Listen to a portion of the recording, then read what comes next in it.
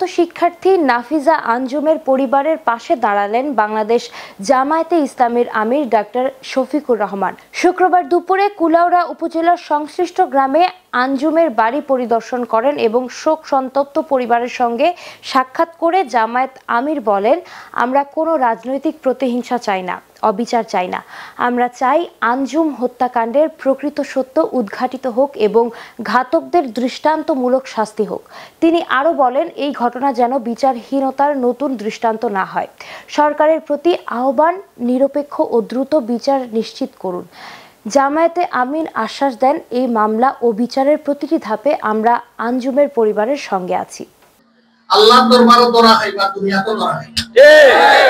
আমরা কিন্তু ছাড় দিতাম না, কারণ এই খুনি হলো আত্মস্বীকৃত খুনি।